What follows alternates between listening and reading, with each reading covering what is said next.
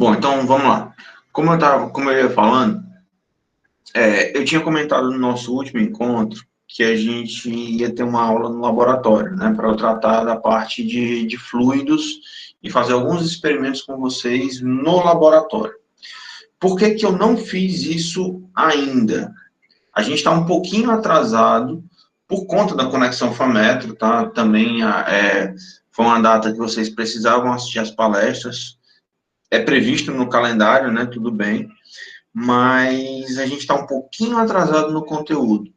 Eu tenho dois assuntos para ver com vocês, que são movimento harmônico e ondas. Todos os dois assuntos estão na prova, certo? A prova vocês já viram, né? Então, eu lancei a prova desde terça-feira. Então, eu quero cobrir esses dois assuntos o mais cedo possível.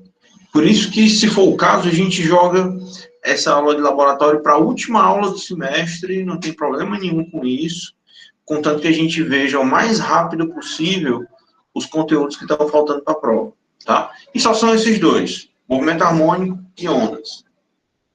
Eu quero hoje, né, dar uma visão geral para vocês sobre esses assuntos, e é um pouquinho complicado da parte teórica, porque tem muita matemática. A gente vai trabalhar muito com função seno, função cosseno, tá? Então, a parte de trigonometria, eu vou pedir que vocês façam realmente essa revisão. Mas o assunto é bem legal, bem interessante de trabalhar, certo? Mas como a prova já está disponível, eu quero ver esses assuntos o mais breve possível, né? Por isso que eu não fiz a aula de laboratório hoje, e a gente joga essa aula de laboratório mais para frente, pelo seguinte, deixa eu só puxar aqui o calendário. Hoje é dia 19, vocês têm que entregar a prova no dia 30, tá? Então, teria, no caso, 2 aulas antes da prova. Se eu for ainda fazer uma aula de laboratório, aí não dá tempo de tirar dúvida, não dá tempo de fazer exercício, ia ficar muito corrido, tá? Então, a gente vai fazer, na aula de hoje, vai ser a aula teórica de movimento harmônico e ondas. Na próxima aula do dia 26, eu posso fazer uma aula só de resolução de exercícios e tira dúvidas sobre esse assunto, e aí vocês entregam a prova no dia 30, tá? Então, é só para explicar o porquê que a gente não fez essa visita ao laboratório ainda, tá bom? Bom, são 7h10, como a aula vai ficar gravada, eu vou começando, né? Se o pessoal for chegando, dá para assistir no YouTube depois, tá bom? Então, bora começar. Eu tenho que compartilhar a tela, apresentar aqui.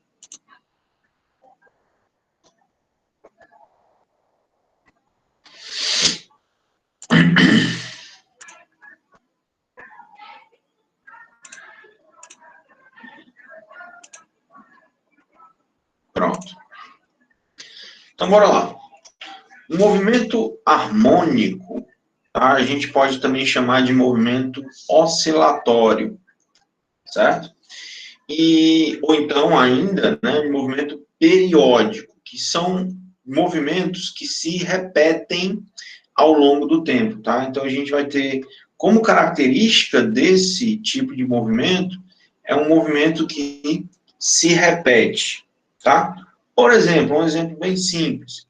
Se eu tenho um movimento circular uniforme, que a gente já estudou, se eu tenho uma partícula realizando uma volta, dando voltas nessa circunferência, por exemplo, de tempos em tempos ela vai passar nessa mesma posição. Tá? Então, se ela sai daqui no tempo t igual a 0, depois que ela der uma volta, ela vai passar novamente nesse ponto no t igual a 1. Na segunda volta, ela vai passar novamente nesse ponto no t igual a 2, ou seja, de tempos em tempos, essa partícula está novamente no mesmo ponto. E essa definição de o tempo necessário para completar uma volta foi o que a gente chamou de período, tá? E aqui, como eu estou fazendo só uma comparação, né, uma generalização do movimento mais genérico, opa, foi mal, um movimento mais genérico do que um movimento circular, tá? Eu vou chamar isso não de volta, né, não uma volta na circunferência, mas eu vou chamar isso de um ciclo, tá? E se eu defino o período de um ciclo, período de uma oscilação, eu também posso definir uma grandeza de frequência, que é o número de oscilações por segundo. Então, por definição matemática, o período é o inverso da frequência e a frequência é o inverso do período. Então, no caso do movimento circular, a frequência seria, por exemplo, quantas voltas por segundo essa partícula iria dar nessa trajetória circular, por exemplo, tá? Um equivalente, uma grandeza equivalente, que a gente já estudou, é o RPM, por exemplo, rotações por minuto. Mas aqui eu teria uma grandeza de velocidade, né? Rotações por minuto é uma grandeza de velocidade. A frequência é o número de oscilações por segundo.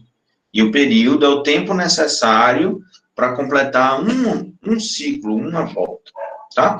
Então, a gente meio que já conhece essas duas grandezas que a gente puxou lá do movimento circular, tá? Só para deixar claro, eu vou voltar nessa equação na aula de hoje. Para um movimento circular, eu posso definir a minha velocidade angular como sendo a razão entre o ângulo e o intervalo de tempo.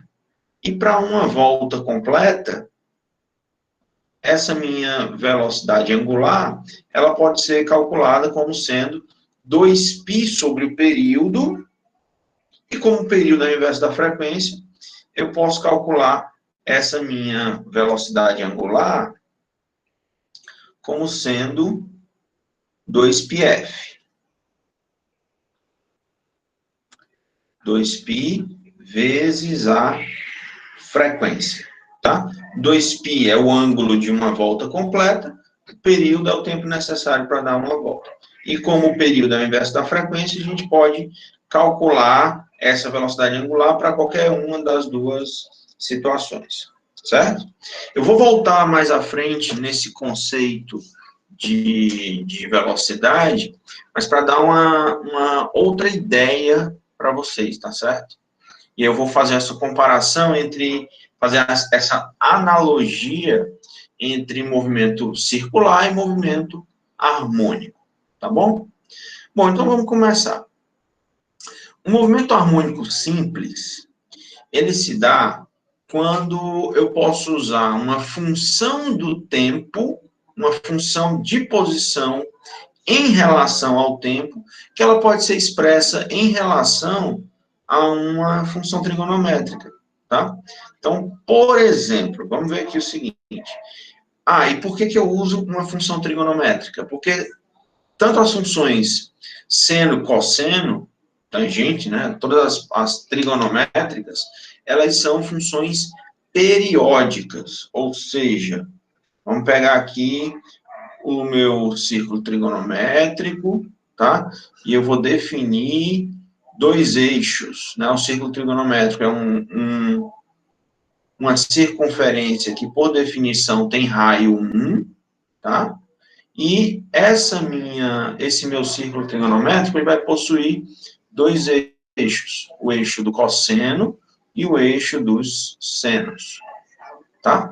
Essas funções seno e cosseno, elas são funções periódicas, porque se eu estou em um círculo trigonométrico, começa com 0 grau aqui, 90 graus, 180 graus, 270 graus, e fechando uma volta em 360 graus, o ângulo, ele cresce no sentido anti-horário, tá? Se eu começo a aumentar um determinado ângulo, depois que você passar de 360 graus, você retorna ao ponto inicial que você estava, por exemplo. No mesmo caso, a partícula que está realizando um movimento circular uniforme. De tempos em tempos, você vai estar no mesmo ponto. Mesma coisa para o ciclo trigonométrico. De ângulos em ângulos, você retorna para o mesmo ponto.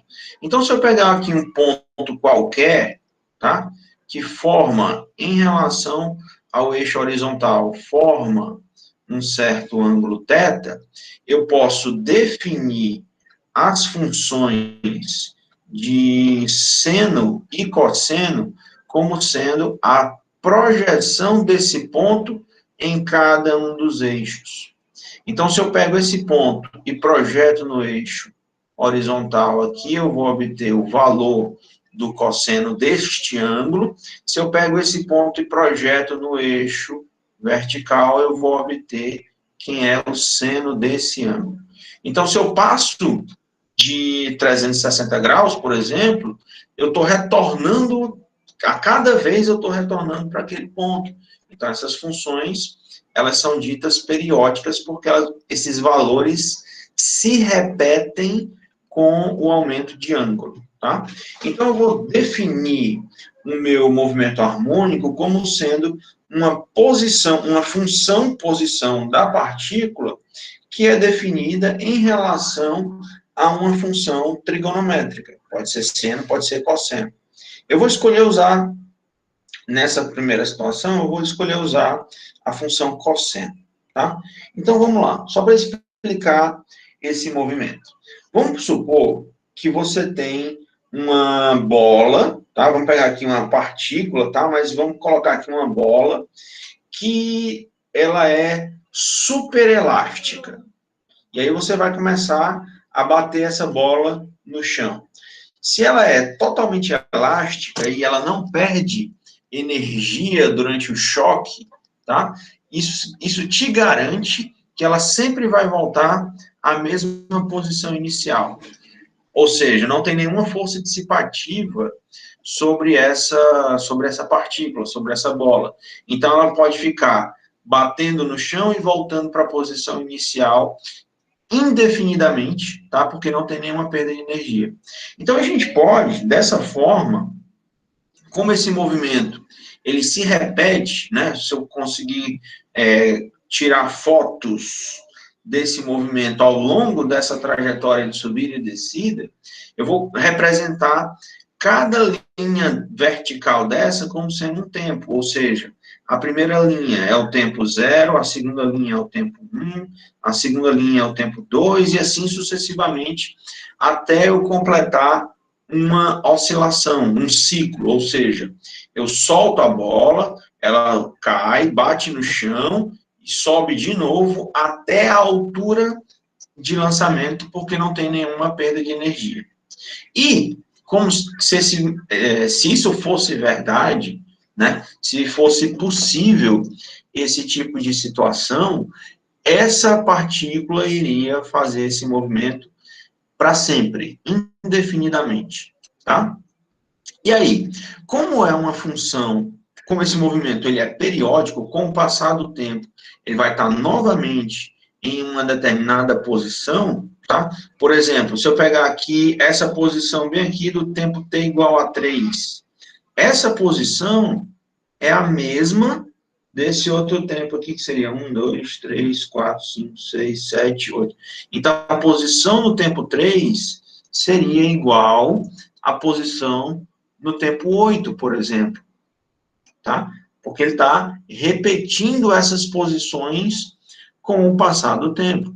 Então, a gente vai definir essa minha função posição, tá? O meu x de t é o deslocamento da partícula, então, posição em função do tempo, em relação a uma equação que é função de uma função trigonométrica. Nesse caso, eu estou usando uma função cosseno.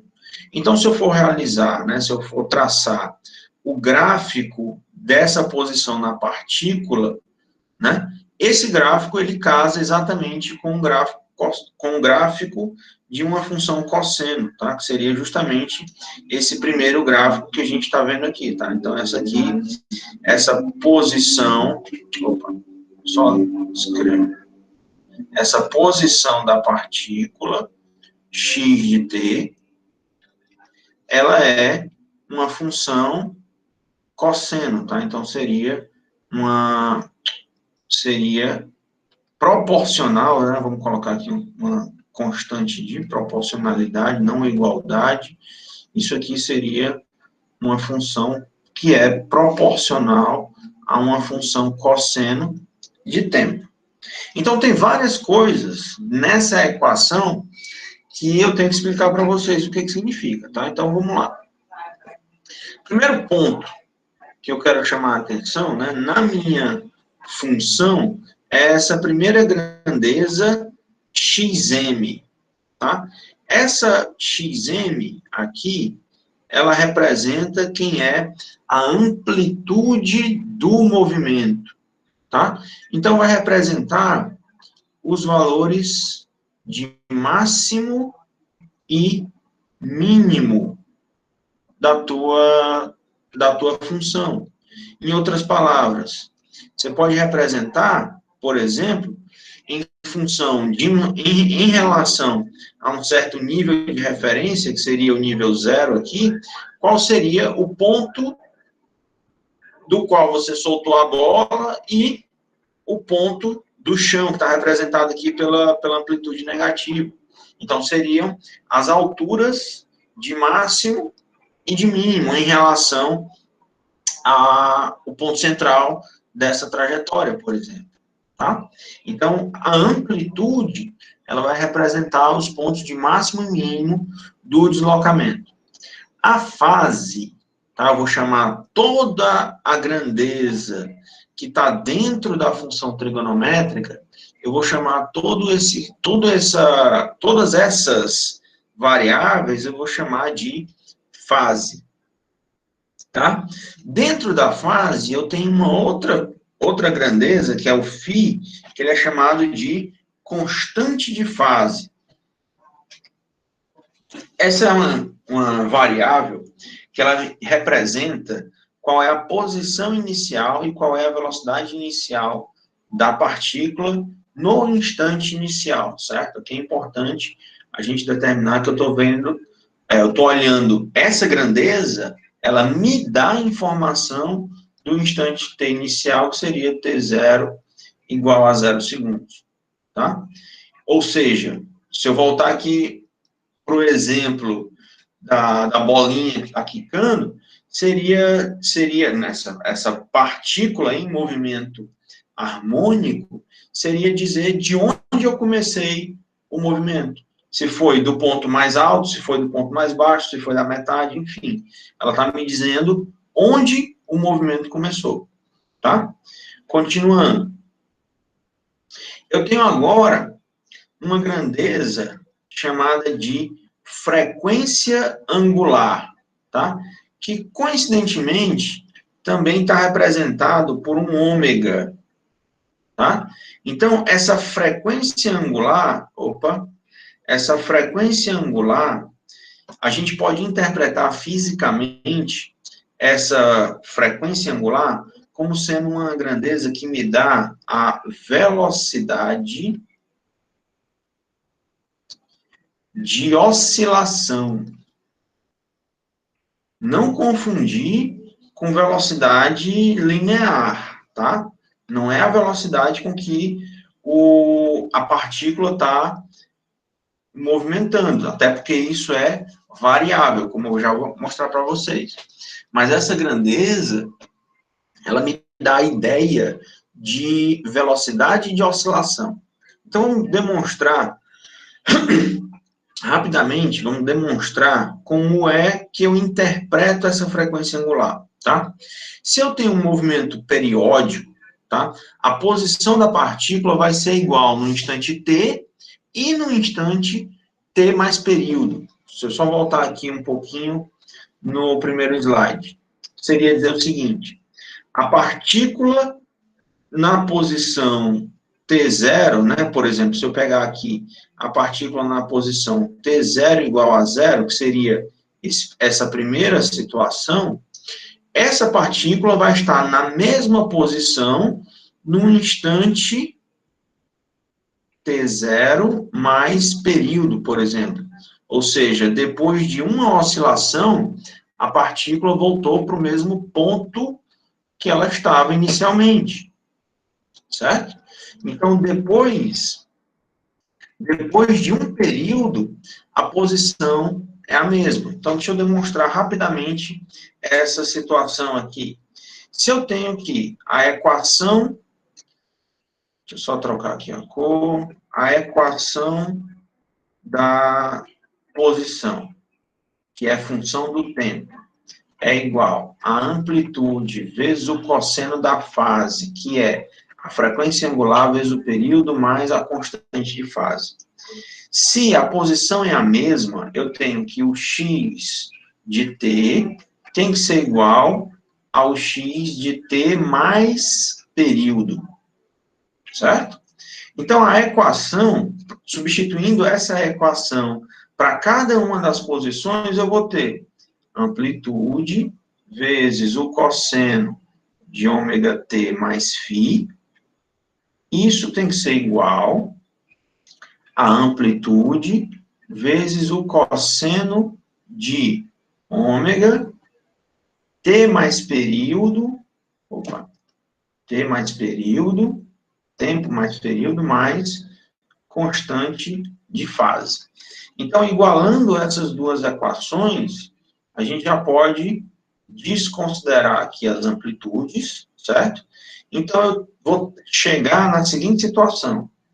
O cosseno de ômega t, frequência angular, vezes o tempo mais constante de fase, é igual ao cosseno de ômega t mais ômega vezes o período mais φ. Tá? Note aqui que esses dois lados da equação são praticamente iguais, certo? A única coisa que está diferente nessa situação é esse termo bem aqui, ó, ômega t. Agora, qual é a condição que você tem para que duas funções cosseno sejam iguais? Que a fase, né, tem que ser igual, ou seja, os pontos que você está são os mesmos. Ou seja, se esse meu ponto representa, deixa eu só apagar aqui, só para poder escrever melhor. Se esse meu ponto aqui, ele representa o meu ângulo θ, esse mesmo ponto, ele também representa o ângulo θ mais uma volta, que é 2π. E esse mesmo ponto representa o ângulo θ mais duas voltas, que é 4π, e assim sucessivamente, tá? Isso vai depender do número de voltas que você está no círculo trigonométrico. Então, para que essas duas funções cossenos sejam iguais, a condição que eu tenho que ter é que esse termo de ômega t, ele tem que necessariamente ser igual a 2π, que é justamente essa condição de mais uma volta no círculo trigonométrico. Então, dessa forma, eu posso definir a minha frequência angular como sendo 2π sobre o período, e como a frequência, não confundir frequência angular com frequência. A frequência angular, ela me dá a informação da velocidade de oscilação, e a frequência é o número de oscilações por segundo, que é o inverso do período. Então, eu posso definir a minha frequência angular como sendo 2π vezes a frequência, tá? Então, é só para fazer uma comparação do movimento harmônico com o movimento circular. Vou salvar isso aqui para poder postar lá para vocês essa demonstração. Que é a aula 9. Não, aula 11, eu acho. É. Aula 11, anotações 01. Pronto. Então, é só para a gente entender, né, qual é o significado físico dessa grandeza.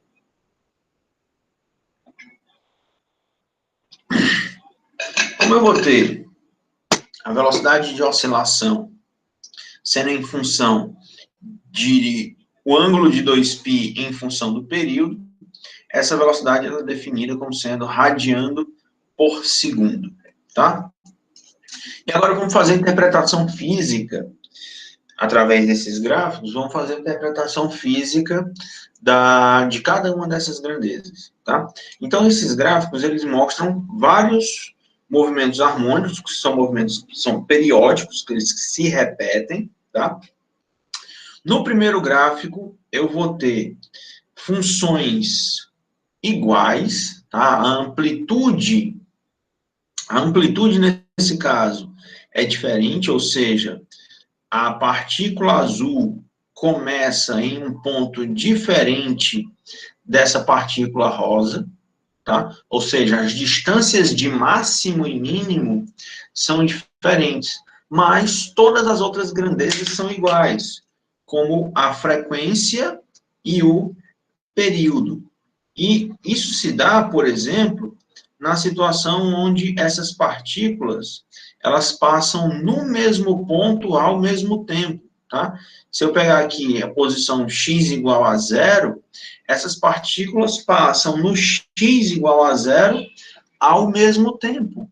Elas passam nos pontos, nos intervalos, nos pontos de mínimo, elas passam ao mesmo tempo. Nos pontos de máximo, elas passam ao mesmo tempo. Então, que elas têm velocidade de oscilação igual, período igual. Só a diferença é a amplitude. Uma consegue oscilar mais longe do que a outra, tá?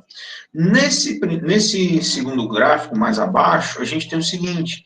Agora, as amplitudes são iguais, ou seja, todas as duas partículas oscilam confinadas no mesmo deslocamento máximo e mínimo, porém, nessa situação, elas vão apresentar frequência angular e períodos diferentes. Porque você pode verificar que uma partícula oscila mais rápido do que a outra. E nesse caso, é justamente a partícula que está sendo representada pelo gráfico em rosa.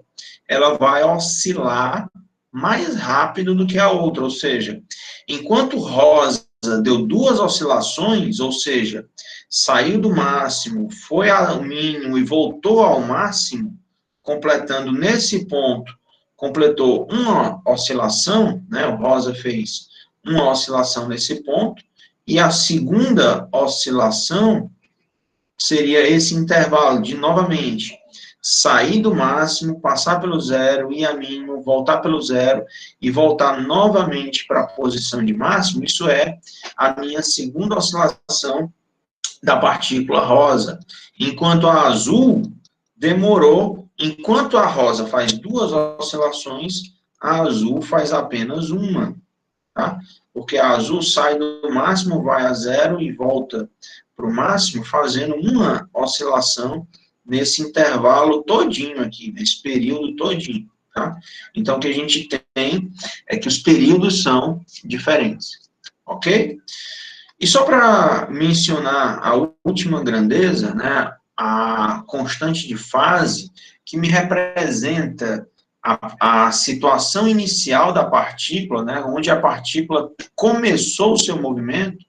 Nesse último gráfico, a gente tem posições diferentes, posições iniciais diferentes para essas duas partículas.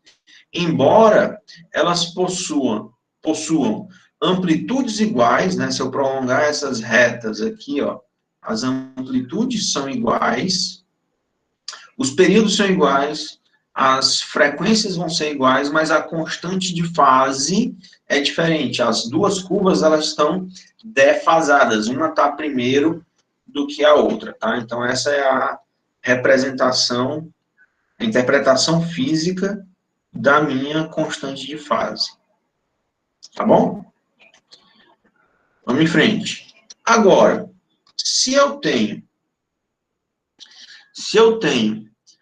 a frequência angular como sendo velocidade de oscilação, isso não corresponde à velocidade linear da partícula. Porque essa velocidade linear da partícula, que é uma função, também vai ser uma função seno, por exemplo, né, vai ser também uma função trigonométrica, essa função vai ser obtida através da derivada da função posição, da função deslocamento. Tá?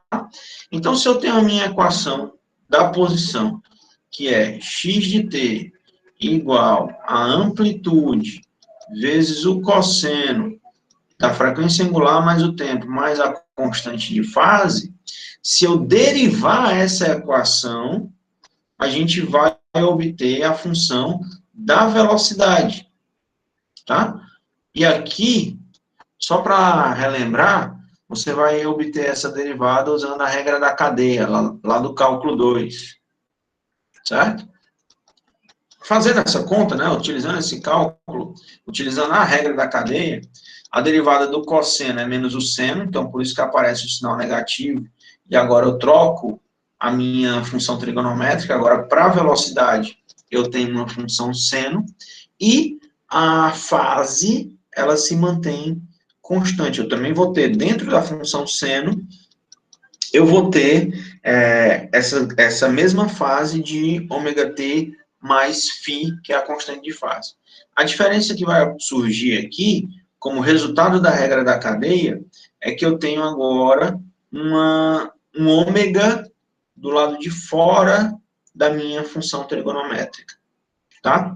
E esse produto ômega vezes amplitude, ele é chamado de amplitude de velocidade, tá? E essa grandeza aqui, ômega vezes amplitude, ela representa a minha velocidade máxima, que é justamente a amplitude de velocidade.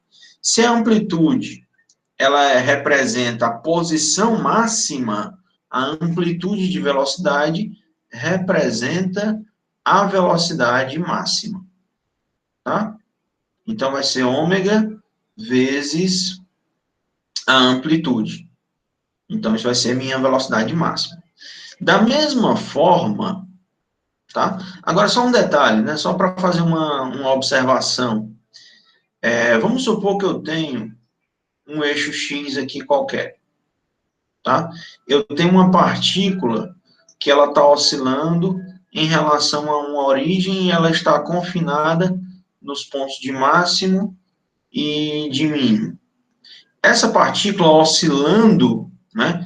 Essa partícula oscilando dentro desse intervalo, tem horas que a partícula apresenta velocidade positiva quando ela se move para direita, que seria na direção do eixo positivo X, e tem horas que essa partícula ela vai apresentar velocidade negativa quando ela estiver se movimentando no sentido contrário do eixo X, certo?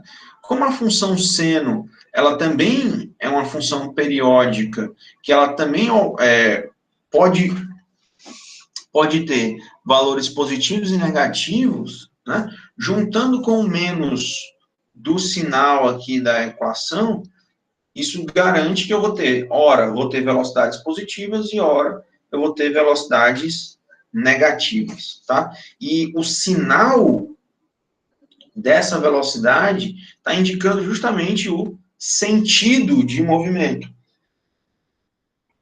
Se é para a direita é positivo, se é para a esquerda é negativo, tá bom? Bom, da mesma forma, né, procedendo da mesma forma, se eu derivar a velocidade, se eu aplicar a derivada mais uma vez, se eu derivando a velocidade, a gente vai obter a aceleração.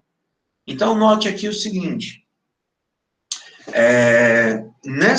nesse caso, né, nesse assunto de movimento harmônico, é a primeira vez que a gente está estudando na física uma situação que eu tenho aceleração variável, tá? Então, essa aceleração, ela também muda com o tempo, também é função do tempo. Tudo que a gente estudou em Física 1, com as leis de Newton, a gente estava vendo situações onde eu tinha aceleração constante.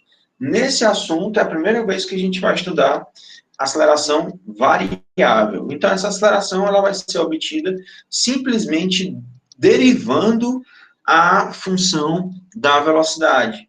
Então, novamente, se eu tenho a velocidade como sendo menos a amplitude, a frequência angular, vezes a amplitude, vezes o seno de ômega t mais φ, frequência vezes tempo, vezes constante de fase, se eu aplicar novamente a regra da cadeia, na função seno, a derivada do seno vai ser o cosseno, e vai sair da fase, né, aplicando a regra da cadeia, vai sair da fase mais um ômega. Então, aqui eu vou ficar, para aceleração, eu vou ficar com ômega ao quadrado, né, o sinal negativo se mantém, então eu vou ter agora ômega ao quadrado. E esse termo, né, novamente, esse termo, ômega ao quadrado vezes a amplitude, está me definindo quem é a minha aceleração máxima. Os valores podem ser positivos ou negativos, indicando que a partícula vai ter aceleração máxima em um sentido, ou então que a partícula vai ter aceleração máxima no sentido contrário.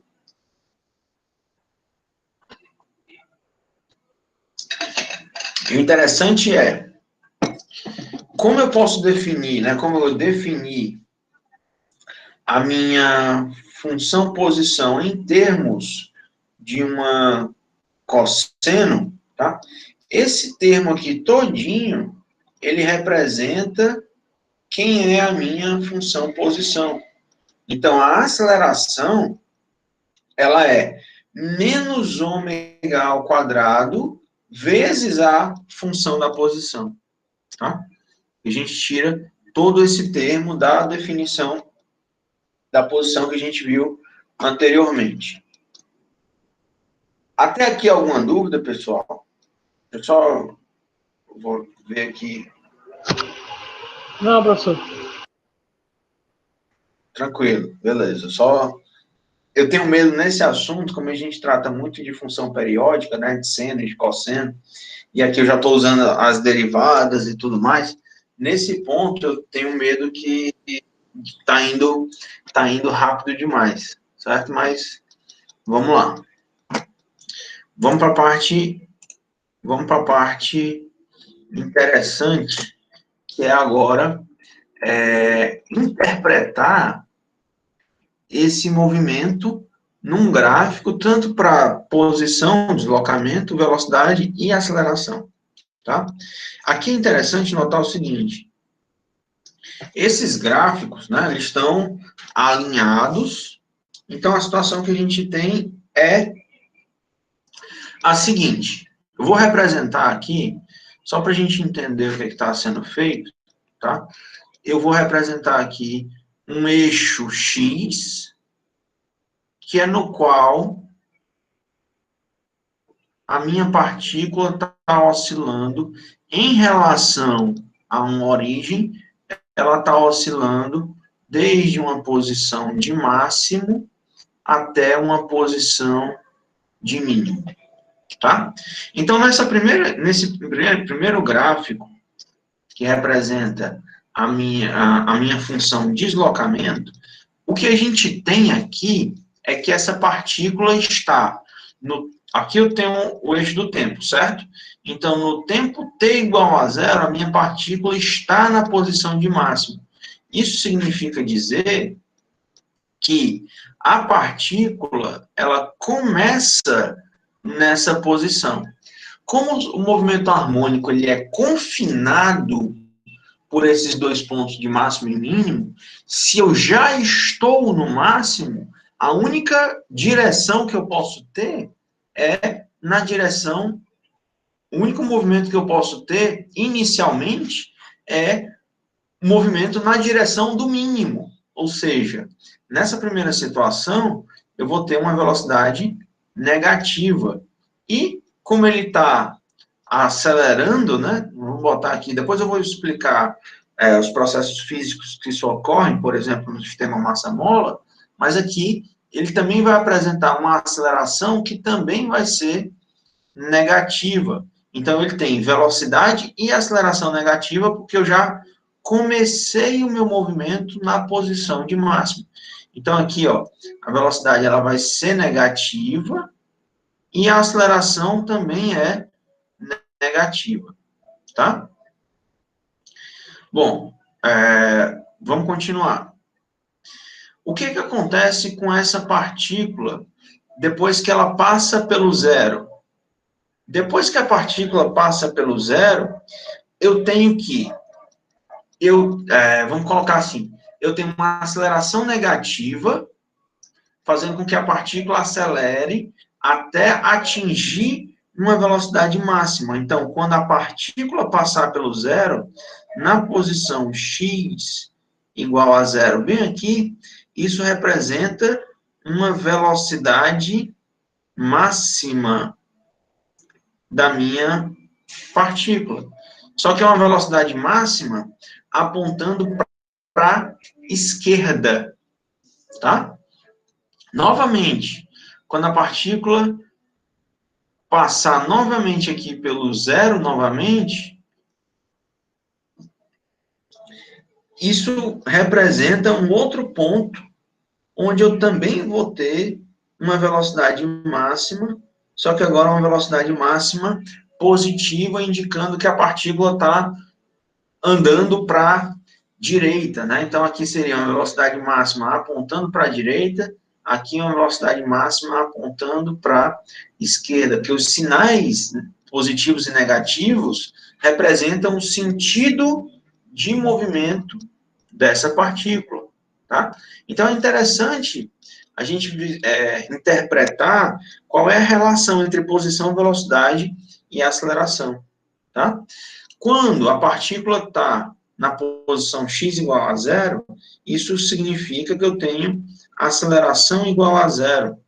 Lembra, eu acabei de definir a minha aceleração em função do tempo como sendo menos ômega ao quadrado vezes a função posição. Então, o que acontece para a posição, basta eu mudar o sinal e eu vou ter, interpretar o que está acontecendo com a aceleração. Então, se a posição é zero, isso também me garante que a aceleração é zero. Aqui também eu vou ter a aceleração igual a zero. O que vai mudar? Muda o sentido de aceleração. Se o objeto está acelerando, ou então se ele está freando. Então, o que está acontecendo? Essa partícula está saindo desse ponto, está com a aceleração máxima na posição máxima, ela vai diminuindo de aceleração, fazendo até a partícula atingir a velocidade máxima. Depois que a partícula atingiu a velocidade máxima, ela começa a frear, para que eu chegue novamente na posição de máximo, né? Seria o máximo negativo, né? O mínimo aqui, para que eu chegue novamente na posição de máximo, eu chegue com velocidade v igual a zero. Então, na posição de máximo, a minha velocidade aqui é zero, ó. Depois, quando eu estiver no ponto negativo, no mínimo, a velocidade é zero novamente. Então, eu tenho alternâncias entre aceleração e desaceleração. Isso faz com que eu tenha alternâncias entre velocidade máxima e velocidade igual a zero.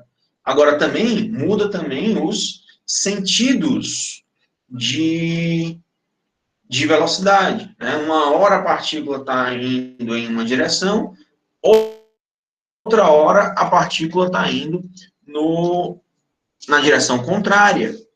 Tá? Isso a gente pode demonstrar, por exemplo, no sistema massa-mola. Deixa eu só pegar aqui um exemplo. Deixa eu só... Vou parar aqui a apresentação, só parar o compartilhamento de tela, só que eu quero procurar aqui um arquivo para mostrar para vocês. A gente tem uma animaçãozinha bem interessante. Tá aqui não. Vamos colocar isso em movimento, tá? Só para a gente entender o que está acontecendo.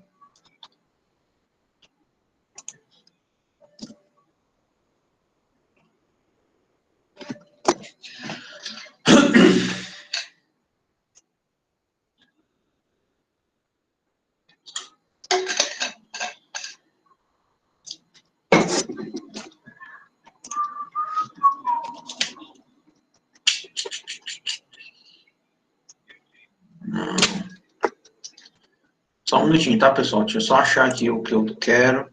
É rápido.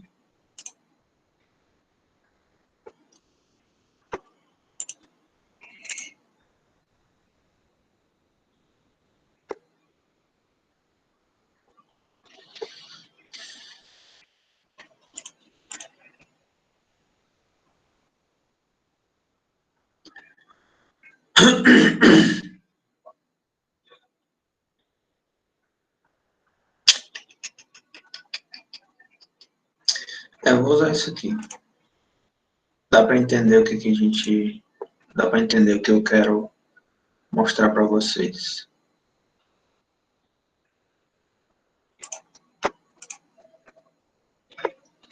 Vamos lá, só voltar aqui a apresentar.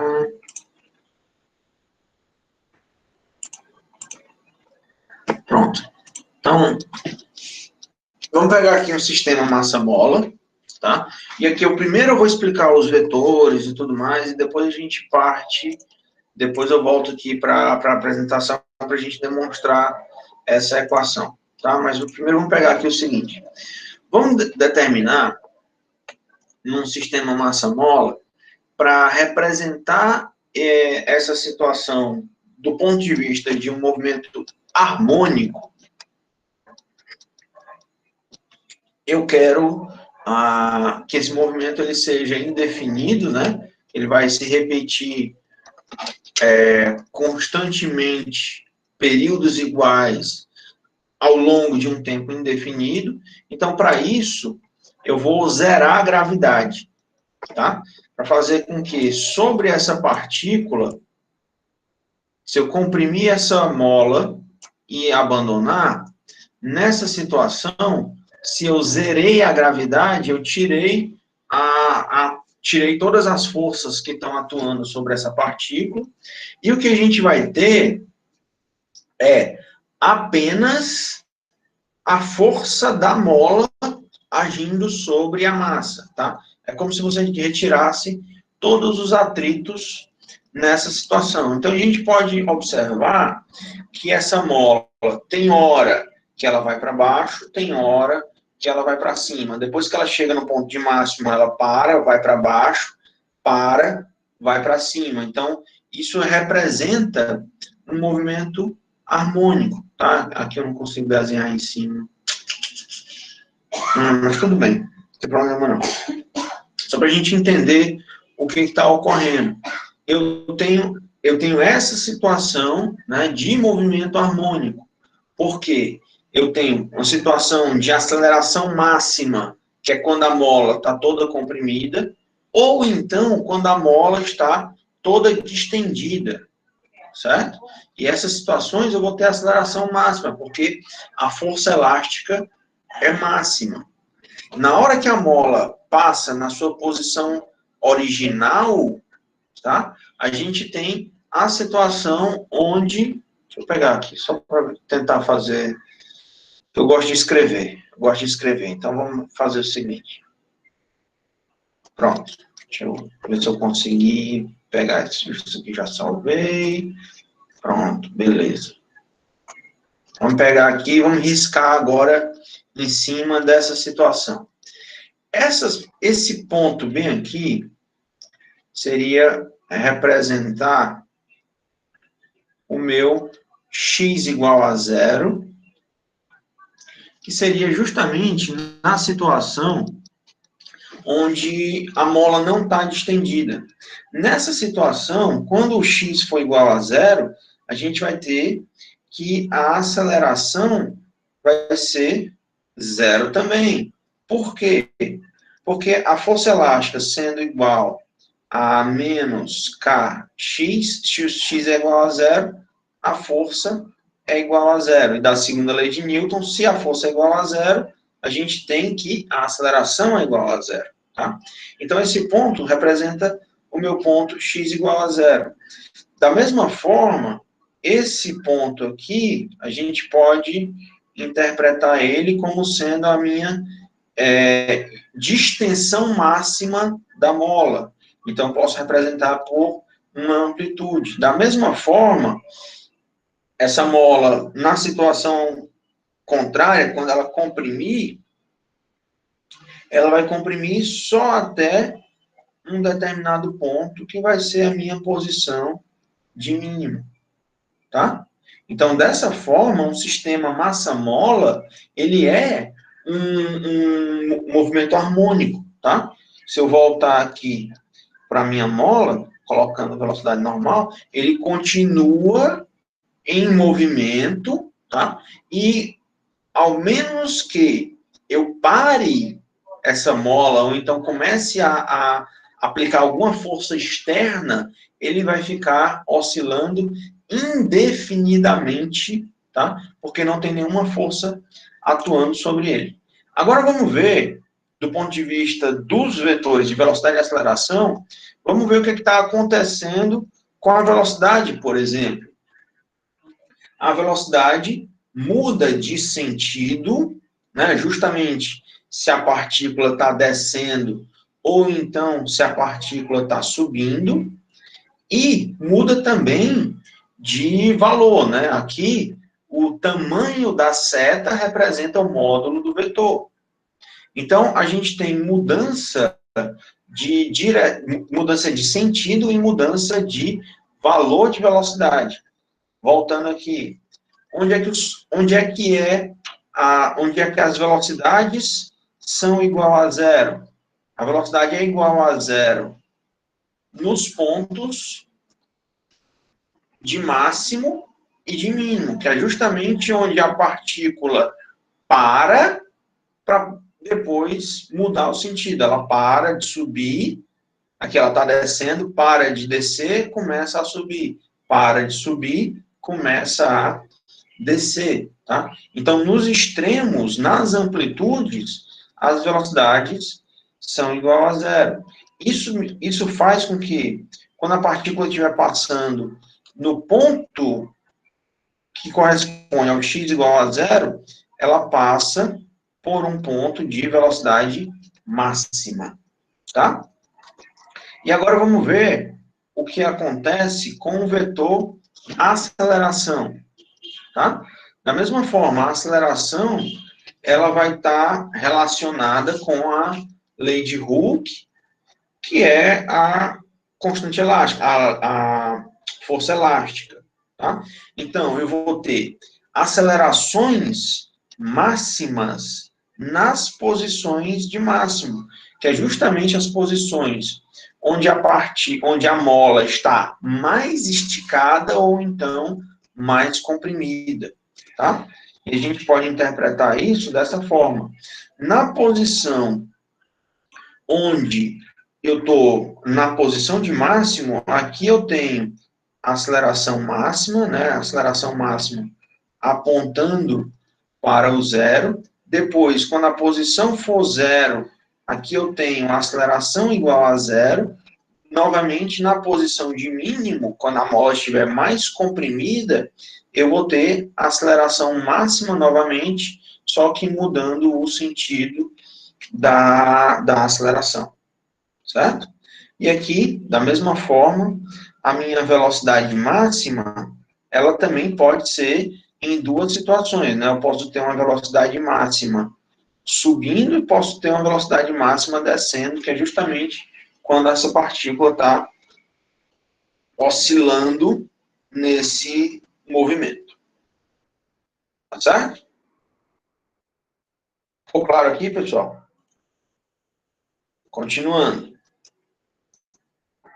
Então, se eu tenho uma relação da força elástica, né, e eu posso relacionar isso com a segunda lei de Newton, já que eu tenho que a aceleração ela é função, né, de menos ômega ao quadrado vezes a posição, eu posso ter, por exemplo, a minha aceleração máxima, ela vai estar na posição de amplitude, por exemplo. Então, a gente pode brincar com essa equação da segunda lei de Newton, força igual a massa vezes aceleração, com a lei de Hooke, da força elástica, e eu posso substituir a aceleração, eu posso substituir na segunda lei de Newton a aceleração do movimento harmônico, tá? Então, a força vai ser menos a massa vezes ômega ao quadrado vezes x. E o x é justamente esse deslocamento da mola em relação à sua posição original, inicial, tá? Então, fazendo essa conta, tá?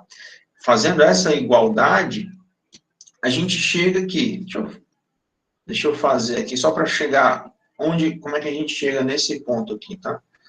Aqui é bem simples.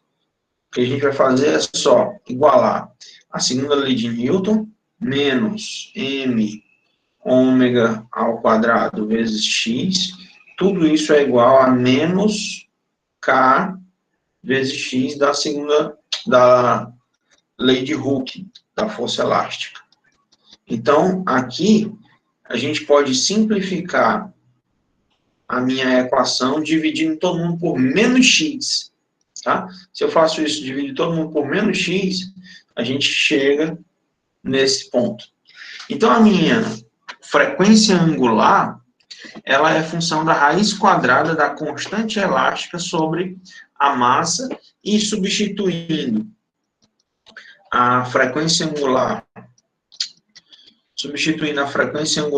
pela sua equação, frequência angular é igual a 2π sobre o período, eu vou substituir essa equação para encontrar o período. Então, o período de oscilação de um sistema massa-mola, ele é igual a 2π vezes a raiz quadrada da massa sobre a constante elástica, tá? Só inverteu essas duas grandezas dentro da raiz quadrada, porque eu estou calculando agora o período, quando eu substituir o período, ele está no denominador. Tá bom? Um outro exemplo de um sistema, de um harmônico, é o sistema pendular. Tá? Então, um pêndulo, ele também é um movimento harmônico, certo?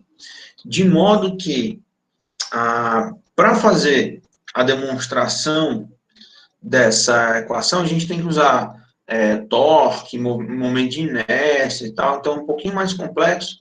Eu quero só deixar anotado essa equação. Então, o período do pêndulo, ele é função do seu comprimento, né, a raiz quadrada do comprimento sobre a gravidade. Então, se você utiliza as grandezas da forma correta, você pode setar um comprimento qualquer, de modo que esse resultado todo vai dar igual a 1 segundo, por exemplo.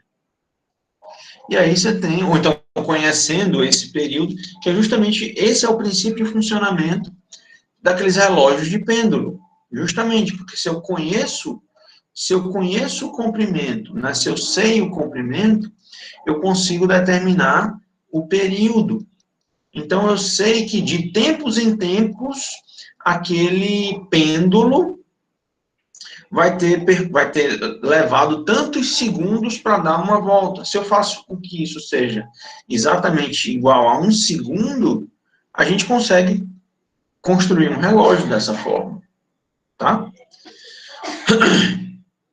Não é tão preciso quanto os relógios que a gente tem atualmente, mas antigamente era a forma mais precisa que a gente tinha de se medir tempo, né? Conhecendo o período, por exemplo.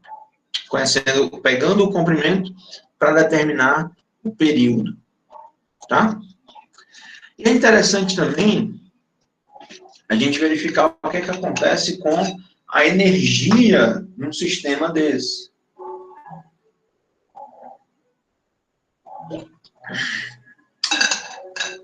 Vamos colocar, por exemplo, num sistema massa-mola, tá? Onde a sua energia potencial é dado, aqui eu tenho que a energia potencial, que está sendo representado por esse U aqui, tá? A energia potencial é metade de K, que é a constante elástica, vezes a posição ao quadrado, e eu tenho também a energia cinética, que é representada por metade da massa vezes a velocidade ao quadrado. Aqui é interessante notar o seguinte: como as posições e as velocidades se alternam, ou seja, quando a posição é zero, a velocidade é máxima, quando a velocidade é máxima, a posição é zero, tá? O que a gente vai obter como um gráfico de energia vão ser essas duas curvas, uma desencontrada com a outra, tá? De modo que a energia cinética, tá? Aqui, a energia cinética que ele está representando como K, só para escrever, né? Aqui eu vou ter a minha energia cinética,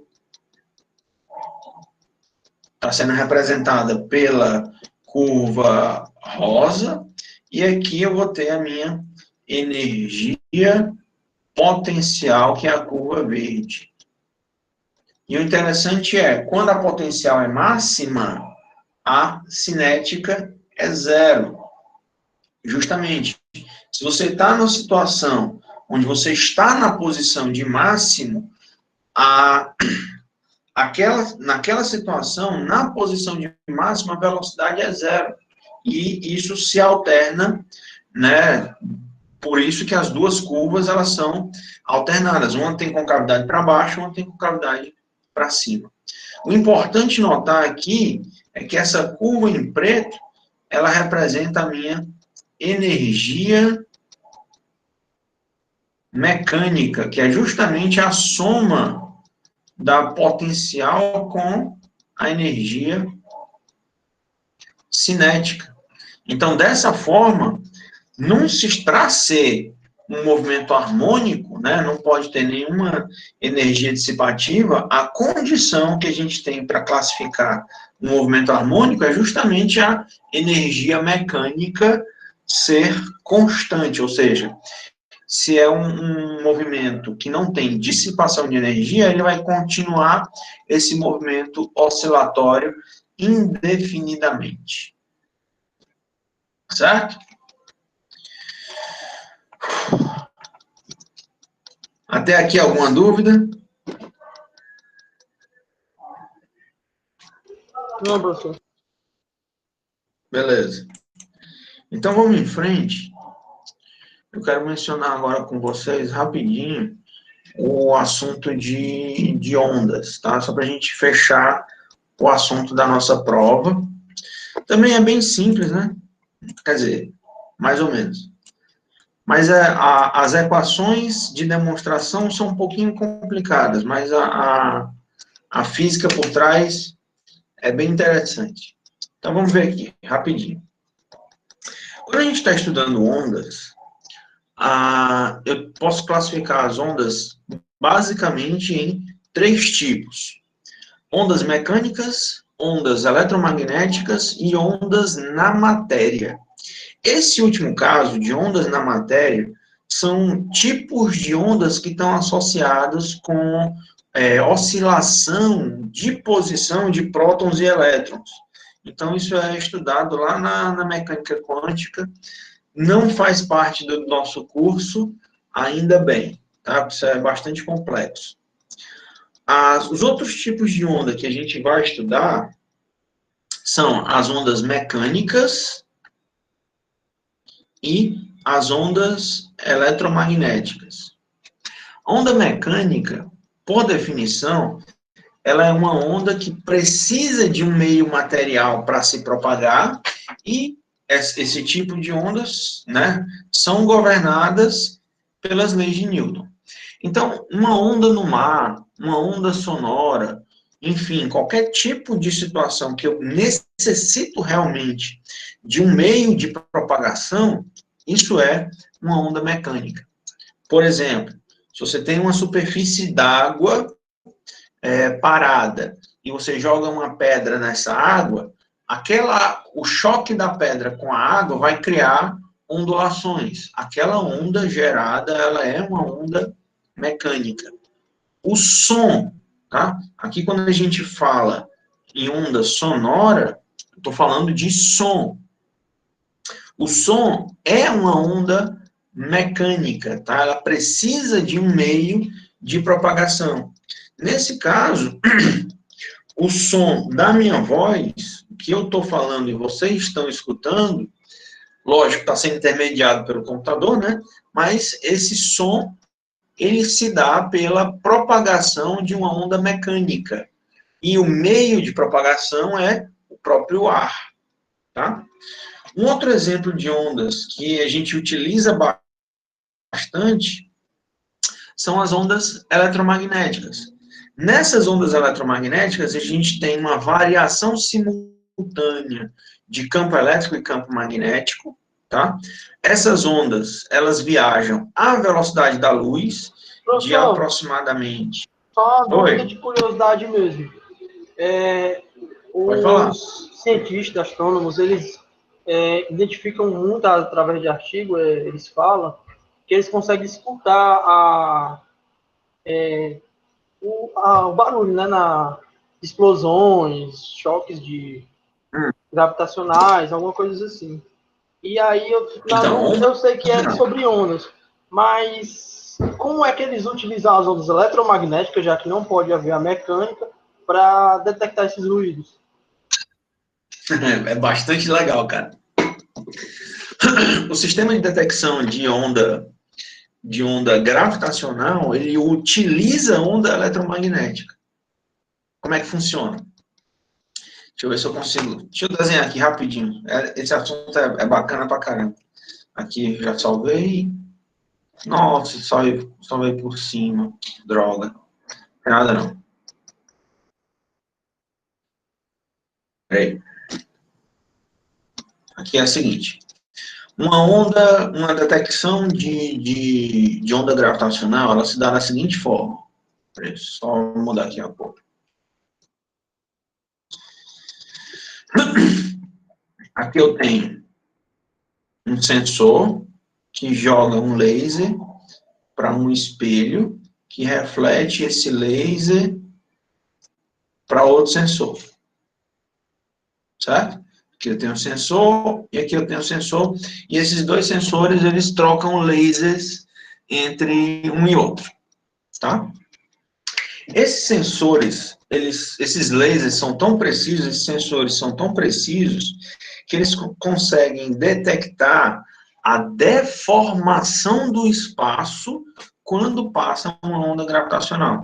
Então, se eu conheço a velocidade da luz, que ela é aproximadamente 300 mil quilômetros por segundo, se eu conheço essa velocidade e a teoria da relatividade me diz que essa velocidade é constante, eu consigo determinar o intervalo de tempo que um feixe de laser sai do primeiro sensor, bate nesse espelho e chega no segundo sensor.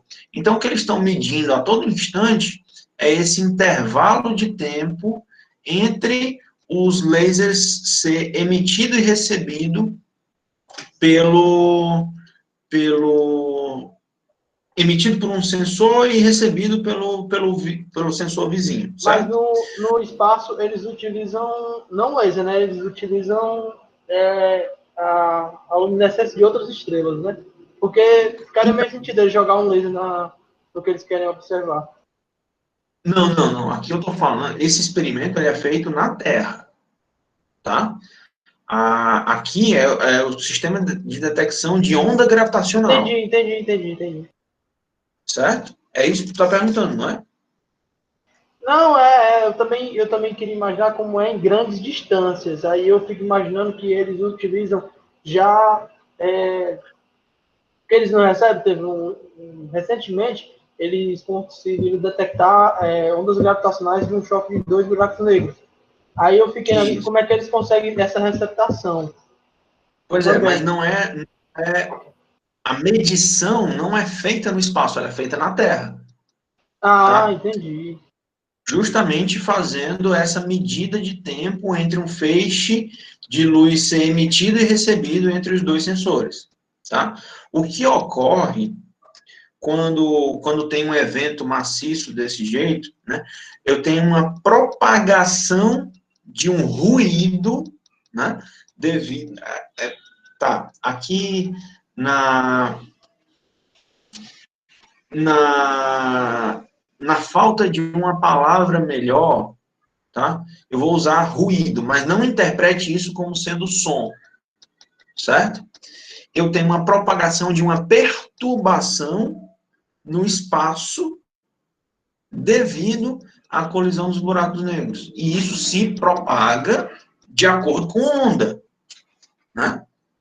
E aí, o que é medido? É medido justamente uma diferença nesse intervalo de tempo quando ocorreu esse fenômeno, certo? Eu sei que é bem complexo. Não, entendi o que você falou. É bem complexo esse assunto, tá? E eu não sei nem se eu consegui te explicar direito. Não, Mas o que eu ocorre... sou curioso nessa área. Eu já. É porque eu tenho algumas dúvidas assim que a gente não acha, não é fácil de achar, né? Quem explique bem essa situação. Uhum. Mas eu sou um curioso da área. Tá certo. É porque aí tem muita questão de aplicação prática da própria teoria da relatividade, deformação de espaço e do tempo, tá?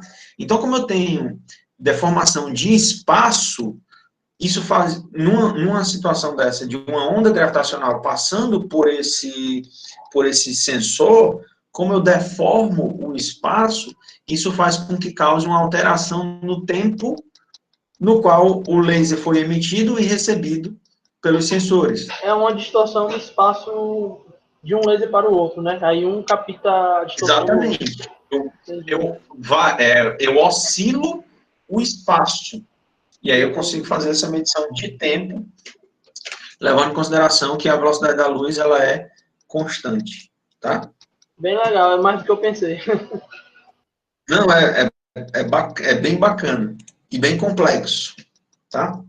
Bom, só para a gente voltar aqui. Ondas eletromagnéticas viajam à velocidade da luz, onde a própria luz é uma onda eletromagnética e todos os tipos de sinal, tá?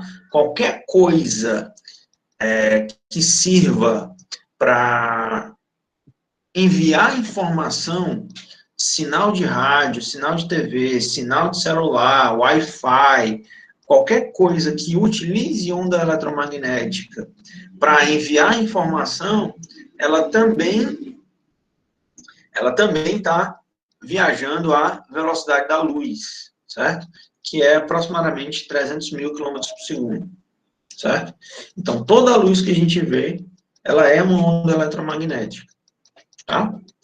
Bom, dentro das classificações de ondas, entre as classificações de onda mecânica e eletromagnética, eu ainda posso definir as minhas ondas mecânicas como sendo transversal e longitudinal. tá? Então, a onda transversal, ela se dá quando você dá um pulso e essa oscilação do pulso, ela é perpendicular à velocidade de propagação da onda, do contrário de uma onda longitudinal, quando o pulso ele está na mesma direção de propagação da oscilação, da velocidade de propagação, tá? Deixa eu mostrar isso na prática. Ondas, aqui.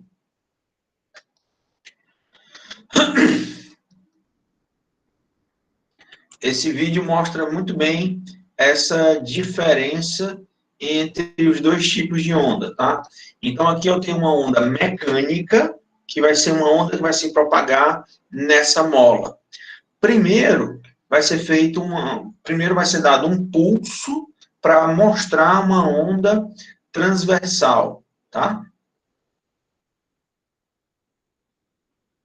Então, nessa situação, o que ocorre é que a onda se propaga na direção da mesa, né?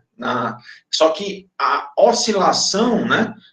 O pulso, ele está perpendicular a essa oscilação. Deixa eu só voltar aqui um pouquinho para a gente ver. Eu quero parar exatamente nessa posição. Pronto.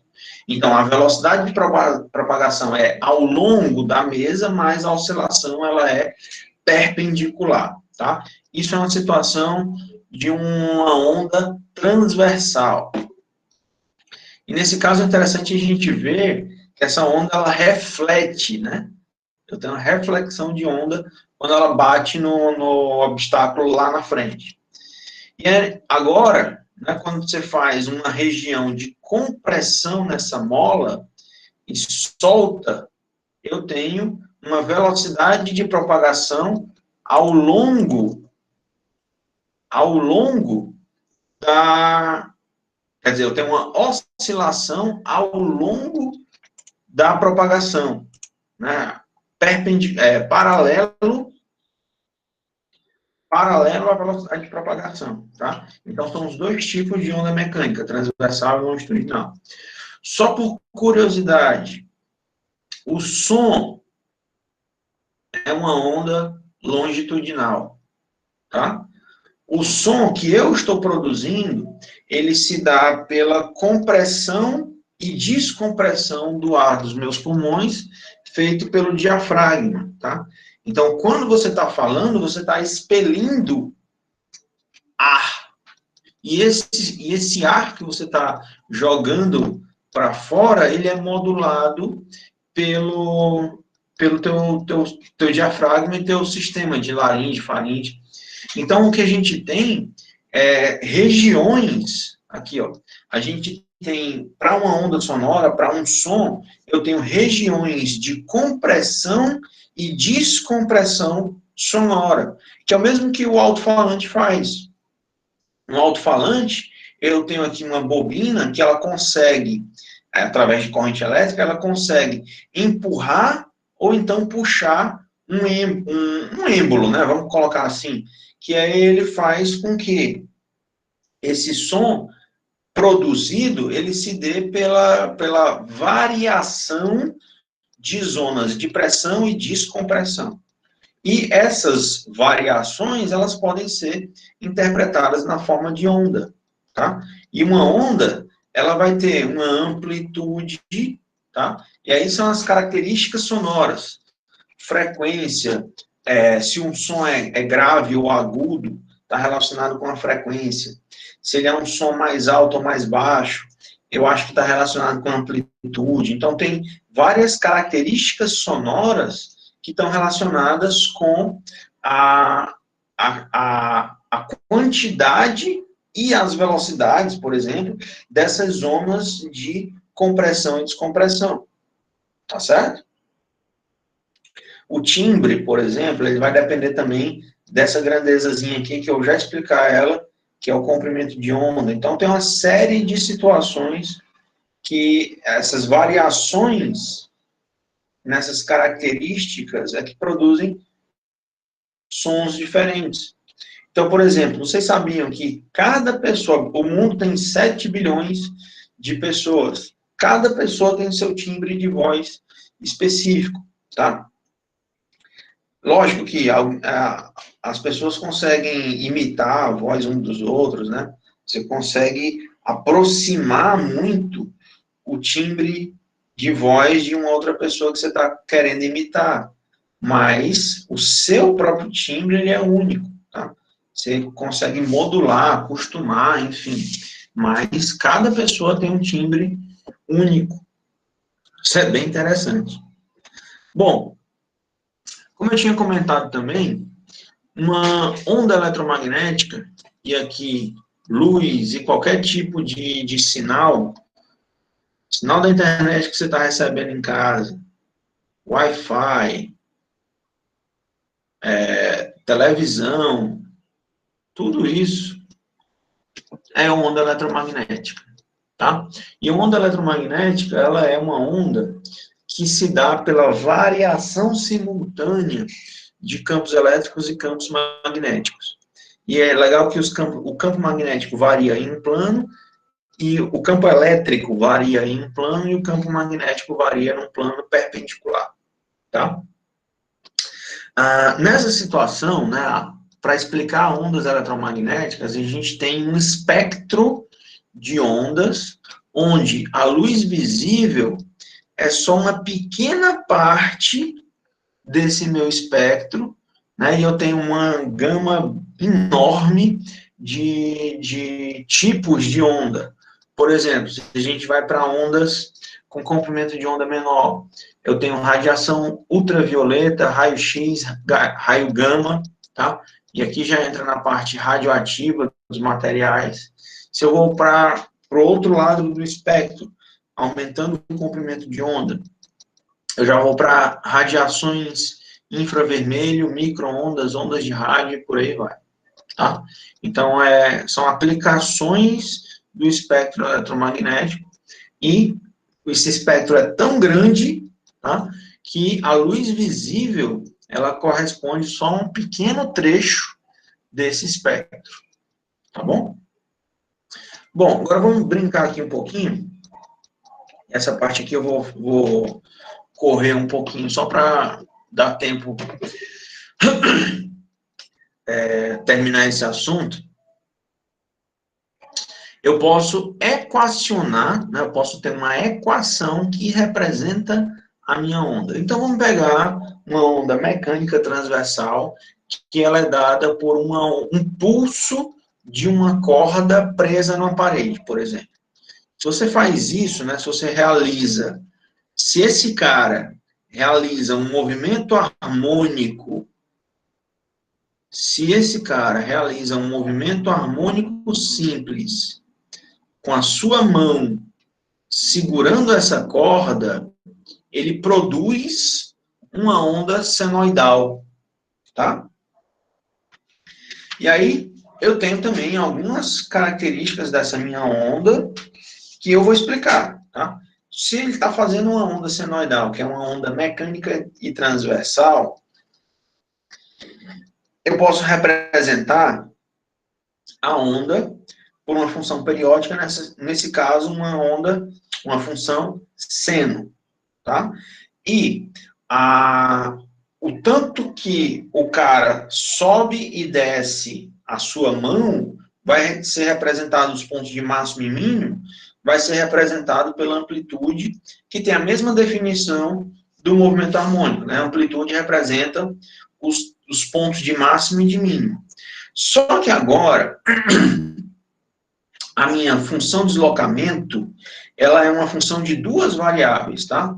Enquanto para o movimento harmônico simples, eu tinha que a minha posição era função somente do tempo, agora, na onda, essa equação de onda, ela é uma função que depende tanto do tempo quanto da posição. Então, eu preciso saber o que está acontecendo na posição e no tempo para determinar a posição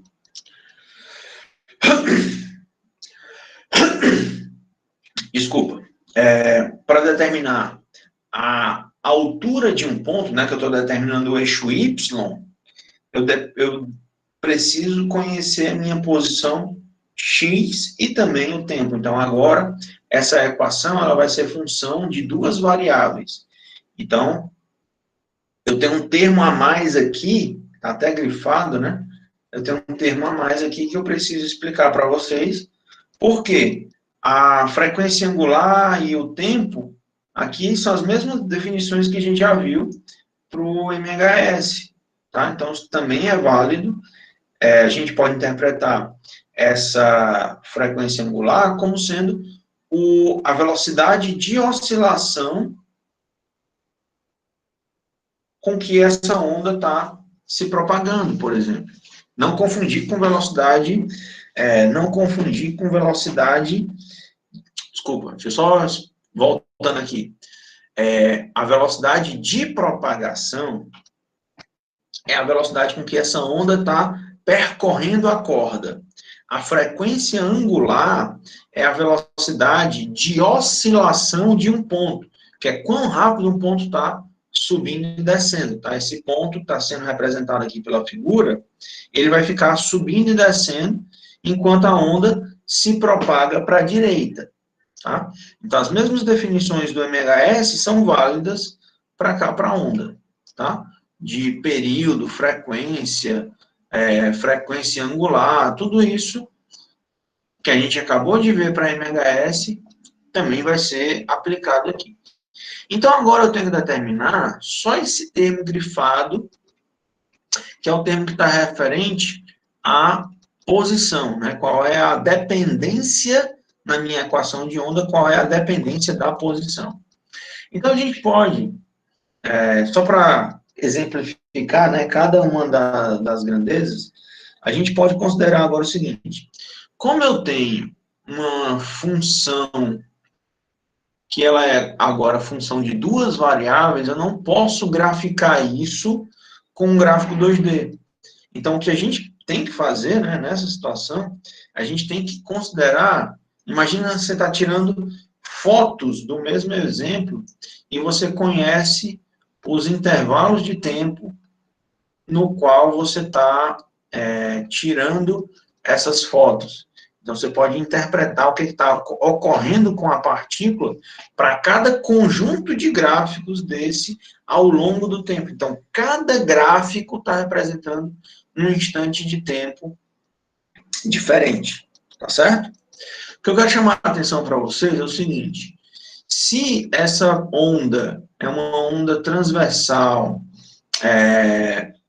uma onda mecânica transversal, qual é a principal característica dela? Tá? Uma onda, pessoal, ela tem a característica de não transportar massa, ela transmite energia.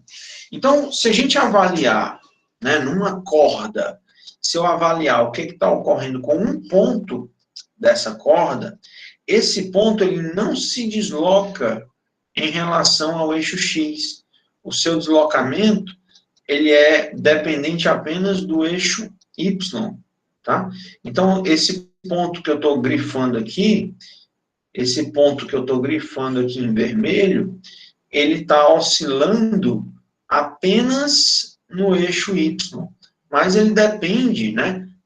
Essa posição de oscilação, ela depende da posição X que você está avaliando também, tá?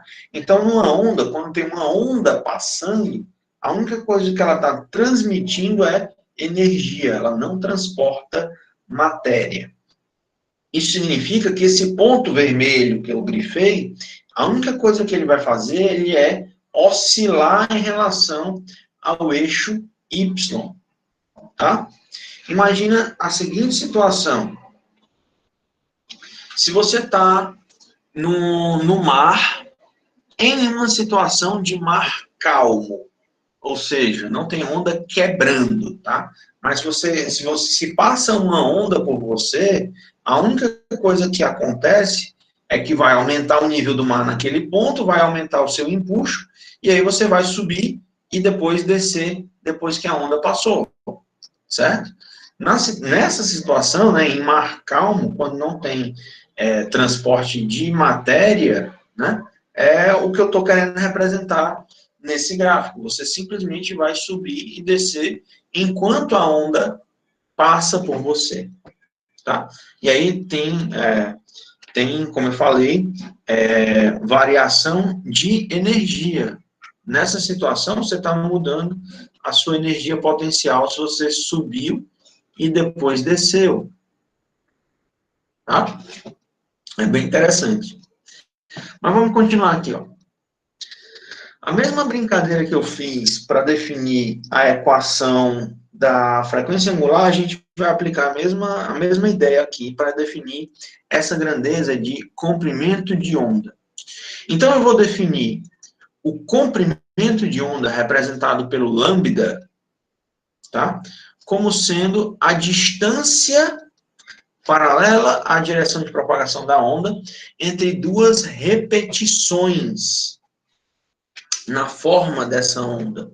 Ou seja, se eu pego duas posições em duas cristas, tá?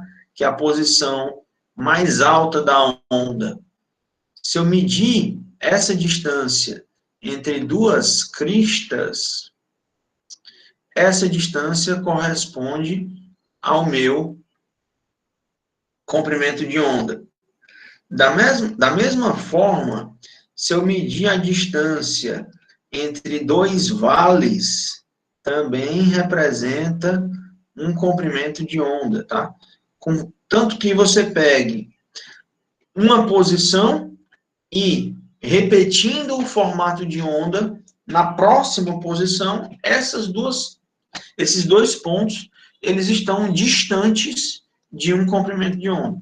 Por exemplo, esse ponto aqui, x1, se eu pego o mesmo ponto, né, em relação ao eixo y, se eu estou na mesma posição, aqui eu vou repetir esse ponto na posição x1 mais comprimento de onda. Tem uma repetição na forma, no formato da onda, isso significa que eu estou distante de um comprimento de onda, tá? E essa grandeza de comprimento de onda, por exemplo, no espectro eletromagnético, é quem define as cores que a gente enxerga. Então, por exemplo, os tons mais vermelhos, eles têm um comprimento de onda já na faixa dos 700 nanômetros, tá? Isso aqui corresponde a 700 vezes 10 elevado a menos 9 metros, e os tons mais azuis, já indo para o roxo, corresponde à faixa dos 400 nanômetros, então isso é 400 vezes 10 elevado a menos 9 metros. Então, o comprimento de onda determina a cor dos objetos, tá? E só uma curiosidade, você consegue enxergar, por exemplo, nesse caso específico, eu estou com a camisa azul, eu estou enxergando essa camisa como azul, porque esse material ele é capaz de absorver todos os outros comprimentos de onda e está refletindo apenas o comprimento de onda na faixa do azul. Tá? Então, a gente enxerga a luz que foi refletida pelos objetos. Tá? Então, continuando. Se eu pegar nessa situação, tá? E aqui eu vou demonstrar para vocês. Se eu pegar nessa situação o tempo t igual a zero, só para facilitar a minha vida, eu vou pegar o tempo t igual a zero, que eu elimino esse termo todinho do ômega na minha equação. Então, a posição da partícula no ponto x, ela tem que ser a mesma posição quando eu estiver no ponto x mais lambda, certo? O que seria, nessa minha equação, né, se eu estou pegando o t igual a zero, vamos supor que eu... vamos fazer esse caso aqui, ó. Não, já está escrito. Se eu estou na posição X, bem aqui, a próxima posição vai ser X mais lambda. Eu vou repetir essa posição depois de um comprimento de onda, né? Eu vou repetir essa mesma posição.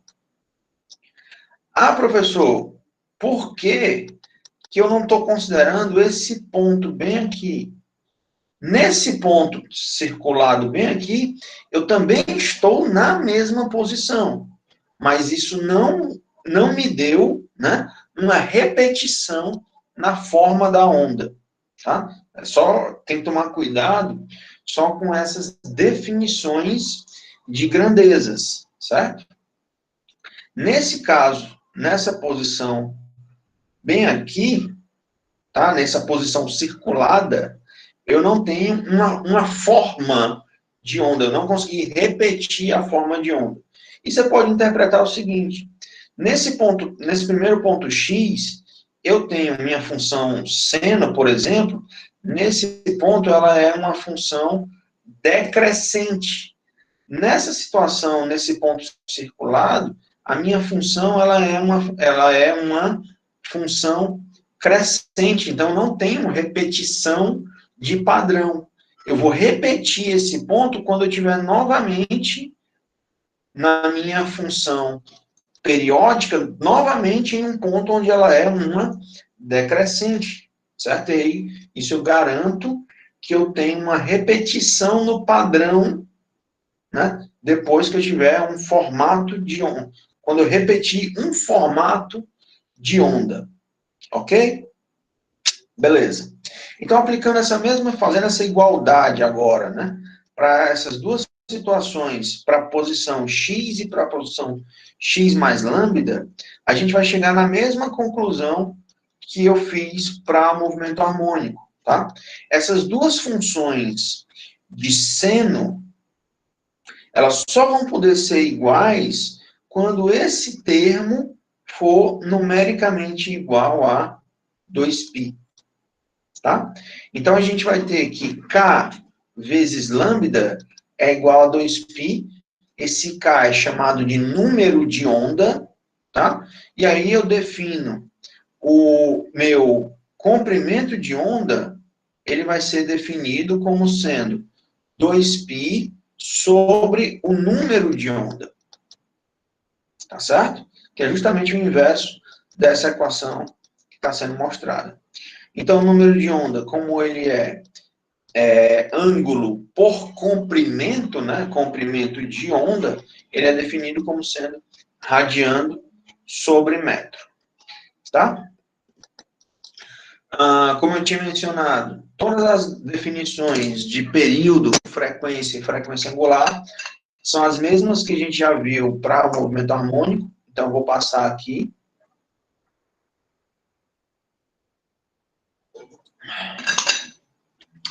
Só ver aqui uma coisa. Achei que tinha chat. Então, vamos em frente. A constante de fase, novamente, é uma grandeza física que me representa só a informação da posição inicial da partícula, tá? Do movimento, ou seja, nesse primeiro caso, com uma constante de fase igual a zero, significa que a partícula, no seu instante t igual a zero, a partícula não, a onda, no seu instante t igual a zero, necessariamente ela está na posição zero, tá? E se eu mudar, por exemplo, a constante de fase, isso significa que eu estou começando a minha onda em uma outra posição distinta. Pronto. Tá?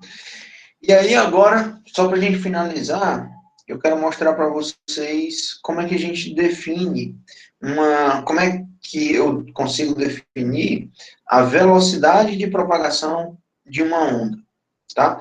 Vamos pegar a mesma onda, tá? Aqui é interessante a gente ter atenção para como esse processo está sendo feito. Eu vou pegar a mesma onda, em instantes de tempo diferente. A onda verde representa o tempo t igual a zero, e a onda amarela representa um instante de tempo ΔT depois. Então, eu posso definir a velocidade de propagação dessas ondas como sendo a velocidade pode ser definida como sendo o espaço dividido por esse tempo. Ou seja, se eu marco um ponto na onda e depois de um intervalo de tempo eu meço a distância que esse ponto estava do ponto inicial, justamente definindo o meu ΔX, se eu fizer ΔX por ΔT, eu encontro quem é a minha velocidade, certo? Porém, como a gente está tratando da mesma onda, tá? Aqui, fazer novamente essa observação. Aqui é a mesma onda em tempos diferentes. Como é a mesma onda, todas as informações, todas as grandezas físicas que representam essa onda, elas se mantêm constantes. O comprimento de onda é o mesmo, a frequência angular é a mesma, tá? Então, todas as grandezas vão se manter. Então, a gente vai ter que, nessa situação, o termo que está dentro da função periódica, nesse caso a função seno, para eu ter essa condição de ser a mesma onda, todo esse termo que está dentro da função seno, ele tem que ser constante, tá? E aí eu tenho a seguinte situação. Se eu tenho que Kx menos ômega t é uma constante, né, por se tratar da mesma onda, eu vou obter a equação da velocidade derivando essa relação em função de t, tá? Então, derivando Kx menos ômega t em relação a t, a gente vai ter K, que é o número de onda, dx dt menos ômega, tudo isso é igual a zero. Ora, organizando essa equação, né? Aqui eu tenho K, deixa eu fazer aqui, K dx dt menos ômega, tudo isso é igual a zero. Dx dt é a velocidade, então tu vai ter K vezes a velocidade é igual a ômega, então a velocidade é igual a ômega sobre K. Sendo que, aqui eu vou ter, só para demonstrar a última equação, né? A velocidade é igual. O ômega, que é a frequência angular, é definido como sendo 2π sobre o período, e o K, que é o número de onda, eu defini como sendo 2π sobre o comprimento de onda. Organizando essas equações e cortando os 2π's, a gente vai ter 2π sobre o período, que multiplica comprimento de onda sobre 2π, né? Divisão da divisão. Então, essa velocidade de propagação, corta os 2π's, ela vai ser o comprimento de onda sobre o período. E como o período é calculado como sendo o inverso da frequência, essa velocidade de propagação ela é calculada como sendo o comprimento de onda vezes a frequência. Tá? Então, essas duas equações são muito importantes quando a gente está estudando onda. Porque se eu tenho, né? Se eu tenho uma onda eletromagnética cuja velocidade é constante, que é igual à velocidade da luz, se eu consigo determinar a frequência, eu encontro o comprimento de onda. Ou, se eu tenho o comprimento de onda, eu consigo determinar a frequência, já que a velocidade da luz ela é uma constante. Tá? Então, pessoal, e aqui é só para mencionar, né, o sentido de propagação dessa onda. Esse sentido de propagação, nesse caso aqui, eu vou ter uma velocidade, essa onda se propagando para a direita, ela tem uma velocidade positiva, justamente porque na equação a gente tem esse sinal como sendo negativo. Isso me dá uma onda progressiva, ou seja, a onda se propaga para a direita. Se eu tivesse uma onda se propagando no sentido contrário, na equação eu teria que trocar o sinal aqui do ômega, colocando esse sinal como sendo positivo, tá? E quando você for realizar a derivação, né, essa velocidade ela vai aparecer aqui um sinalzinho negativo nessa situação. Tá certo? Turma,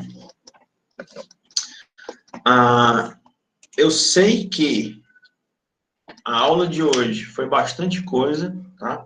Bastante conteúdo, mas na próxima aula, no dia 26, a aula inteira vai ser só sobre resolução de exercícios.